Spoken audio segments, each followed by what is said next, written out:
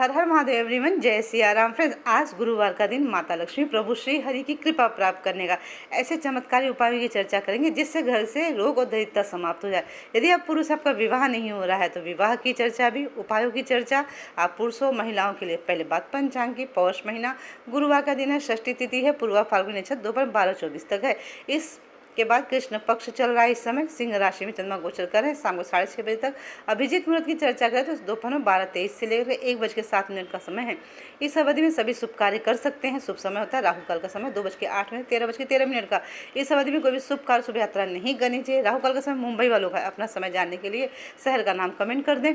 दिशा शुल्क की चर्चा करें तो दक्षिण दिशा की यात्रा नहीं करनी चाहिए। यात्रा करनी जरूरी हो तो थोड़ी सी पीली सरसों खाकर प्रभु को श्री चरणों में प्रणाम करें, फिर घर से बाहर निकलेंगे। अब चर्चा करते हैं विवाह के विषय में। यदि आप महिला हैं, पुरुष हैं, आपका विवाह नहीं हो रहा है, तब आपको भगवान शिव का हर गुरुवार को संकल्प लेकर के अभिषेक करना चाहिए। अभिषेक करेंगे दूध में केसर डाल करके।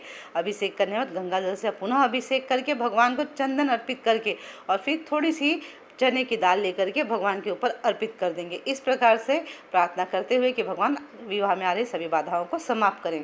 और यदि आपका भाग्य साथ नहीं दे रहा है तो अब आपको क्या करना है, शुक्र और गुरुवार को ये उपाय करने हैं।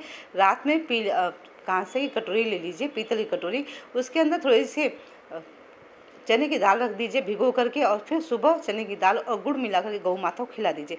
ऐसा 3, 5 या 7 गुरुवार यदि आप करते हैं ना, तब आपके काम बनने शुरू हो जाएंगे। और यदि व्यापार में लाभ चाहते हैं, घाटा हो रहा है बहुत समय से, तो हल्दी की माला बना लीजिए। 11 हल्दी ले सकते हैं, 21 हल्दी लेकर के उनको मौली से एक साथ में बांध लीजिए और बांध करके प्रभु श्री हरि माता लक्ष्मी को गुरुवार के दिन उस माला को पहना दीजिए। यदि आप सूर्यास्त के समय ये उपाय करते हैं तो आपको 100% रिजल्ट मिलने के चांसेस बन जाते हैं।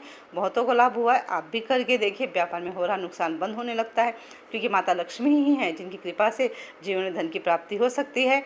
और यदि आप महादेव प्रभु के भक्त हैं, आप चाहते हैं महादेव प्रभु की कृपा सदैव आप पर, आपके परिवार बनी रहे, तब आपको चाहिए कि माता पार्वती जिस प्रकार से प्रभु को मनाया करती थी, प्रभु के सामने जिस चौपाई का पाठ करती उसका पाठ आप भी करें, प्रतिदिन करें। इससे माता जगदम्बा प्रसन्न होंगी, महादेव प्रभु प्रसन्न होंगे। चौपाई इस प्रकार से है, विश्वनाथ मम नाथ पुरारी, त्रिभुवन महिमा विदित तिहारी, चरु अरु अचर नाग नर देवा, करहि सकल पद पंकज सेवा। अर्थ मैंने शेयर कर दिया, आप अर्थ ही बोल दिया करिए। और घर में बहुत सारा टाइम से बीमारियां चली समाप्त नहीं हो रही हैं, तब ऐसे में आपको चाहिए कि घर में नीम का पौधा लगाएं गमले में, क्योंकि नीम का पौधा जो होता है उसे माता जगदम्बा का स्वरूप माना गया है। प्रतिदिन दीपक दान जरूर करें। और यदि आप पुरुष आपका विवाह नहीं हो रहा तो सबसे सरल उपाय आपके लिए, इतना सरल उपाय किसी ने बताया नहीं होगा, करके ट्राई करके देखें।